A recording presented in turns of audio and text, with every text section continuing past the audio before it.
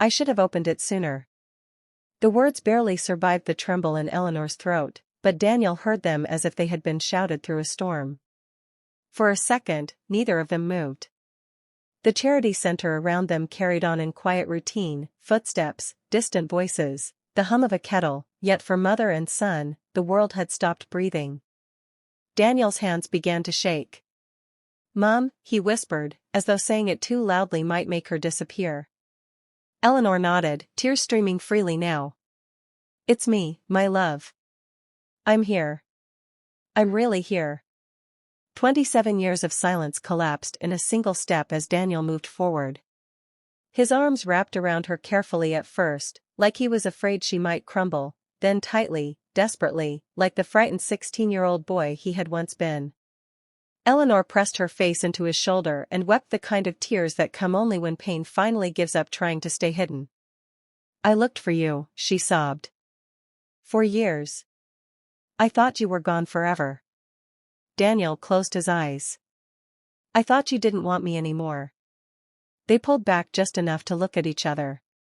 Time had carved its signature into both their faces, wrinkles, scars, exhaustion, yet the bond beneath remained untouched. Inside the small office at the back of the charity center, they sat across from each other with 2 untouched cups of tea growing cold between them. "I thought the police would come for you," Eleanor said quietly.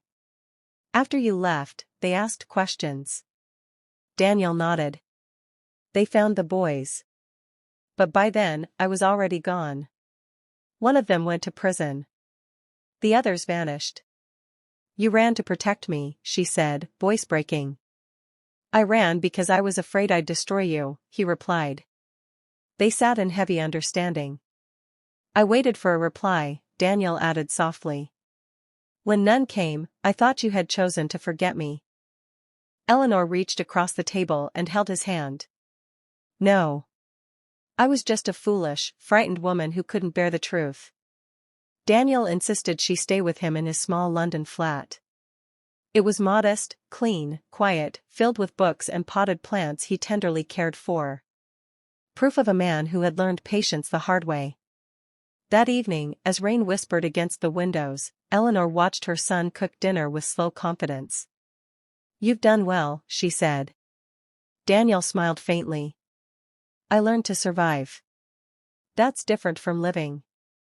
That night, Eleanor slept peacefully for the first time in decades. But fate had not finished testing them. 2 days later, while walking through a crowded market, a familiar voice cut through the noise. "Daniel Graves?" His body stiffened instantly. A man stepped forward, tall, sharply dressed, older now but unmistakable. It was Marcus Reed. The boy who had started everything. The one who had gone to prison. The one Daniel had never expected to see again. "I heard you were back in town," Marcus said coolly. "Funny how ghosts don't stay buried." Eleanor stepped forward instinctively. "Leave my son alone." Marcus smirked. "Your son still owes a debt." Daniel's voice was calm but firm. "Whatever you think I owe you, I paid with my youth, my family, and my entire life in hiding." Marcus glanced at Eleanor, then back at Daniel. "You made a statement back then, quietly. It kept me inside longer than the others." "I told the truth," Daniel replied. "Nothing more." Marcus leaned closer. "Truth has consequences."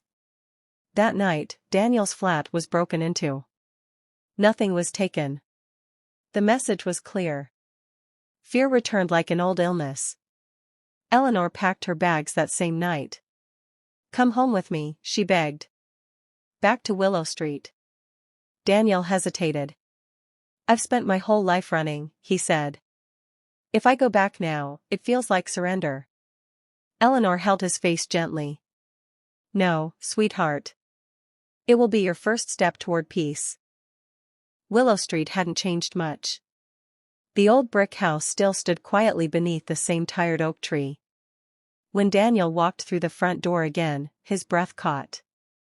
Every memory returned at once. The hallway where he once dropped his school bag. The kitchen where the blue letter had been left. The stairs he had crept down in the dark.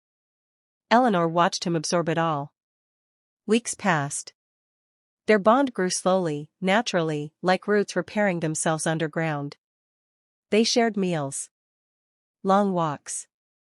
Stories that filled in missing years. Daniel found work at a local community center, helping troubled teens. He saw himself in their eyes.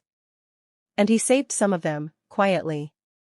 One evening, as autumn arrived, a letter arrived. No return address. Inside, only 5 words. The past never sleeps. Daniel knew who it was from. But this time, he did not run. The following night, Marcus appeared outside the house.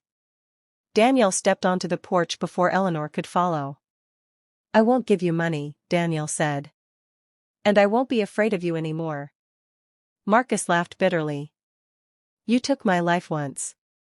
"No," Daniel answered. "Your choices did that." For a long moment, they stood in tense silence. Then Marcus's shoulders sagged.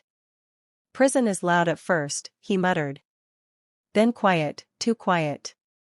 Daniel softened. "Then let this be the end of our war." Marcus stared at him, then turned and walked away into the darkness. He was never seen again. Winter settled gently over Willow Street.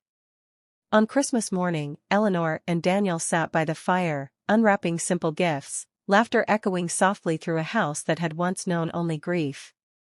Eleanor handed Daniel a small box. Inside was the blue letter. "You were brave enough to send it," she whispered. "Now I'm brave enough to return it, to where it belongs." Daniel held it like something sacred. "I spent my life thinking I was alone," he said quietly. "But I was just lost." Tears filled Eleanor's eyes.